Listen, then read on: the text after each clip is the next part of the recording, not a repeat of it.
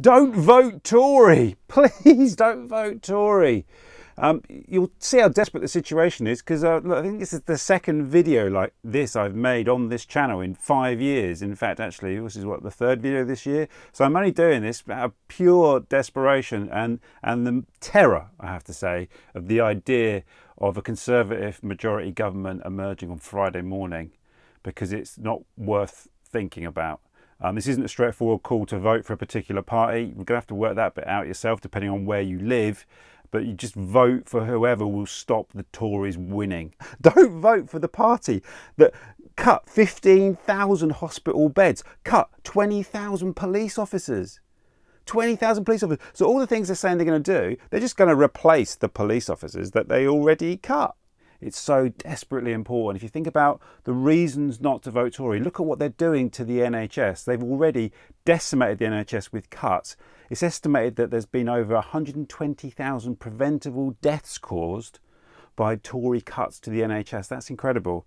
It's very clear that their agenda is to privatise the NHS. They'll carve it up into little bits and flog it off to private medical companies. They don't want the NHS. They hate the NHS. For young people, it's more vital than ever that we don't have a Tory government. Look at what they've done to the education sector. They're ripping the guts out of the education sector. They got rid of the education maintenance allowance, which supported people in post-16 education. We're in the middle of a climate crisis, and the last thing we need now is a Tory government. Look at what Boris Johnson wrote about fracking. If you if you want a statement on Boris Johnson's environmental credentials, look at what he wrote in this book. This is a book he wrote, The Greatest City on Earth, Ambitions for London by Boris Johnson. Actually, Boris Johnson handed me this book. I told him I'd written a book about London at City Hall, and he handed me this book and ran away. Boris Johnson wrote these words: "We have no gold or oil under the streets of London, and much to my disappointment, there is no shale gas to frack." Listen to that. Boris Johnson is saying that he would frack London to extract shale gas if it were there. That's how insane he is. That's how little he cares for the environment. His very own words there. This week you'll have seen photos emerging of like kids sleeping on hospital floors on piles of beds. Photographs, by the way, Boris Johnson can't even be bothered to look at because he frankly doesn't give a damn. And the reason those kids are lying on hospital floors are due to the 15,000 hospital beds that have been lost through Tory cuts. I want to try and make this video a little bit kind of upbeat and amusing, but it's hard, isn't it? It's hard because it's such a bleak picture. Even if you look at the irony of their slogan, the audacity to say, "Get Brexit done." They've had 3 years to get Brexit done and they've gone nowhere. They've gone absolutely nowhere in 3 years. They won't get Brexit done. There is no such thing as get Brexit done. Even if we leave in January, as their stated intention is, that's not getting it done. That's just the beginning of a massive series of negotiations, which we'll be doing from a point of weakness. We'll be trading on the similar sort of terms as North Korea. It's insane. They've turned Britain back into some sort of Dickensian dystopia, which you can imagine fits quite nicely with Jacob Rees-Mogg's view of the world. That's probably where he wants to live, actually. He is in a kind of Dickensian dystopian novel. That's where his brain is currently at. We've got that startling fact that there are now more food banks in Britain than there are branches of McDonald's. More food banks than McDonald's. And it's also like really shocking to think that a lot of the people using food banks are people in work, people in full-time work, nurses, for example, teaching assistants.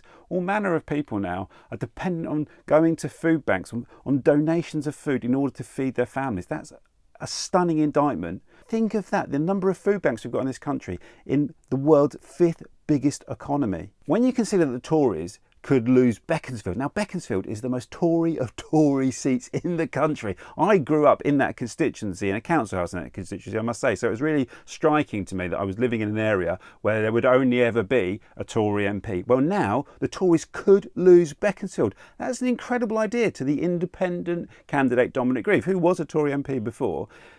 Ian Duncan Smith could be unseated in Chingford. That's a historic moment. Please, people of Chingford, vote to get rid of Ian Duncan Smith. You've got an amazing Labour candidate there who would do an amazing job for Chingford.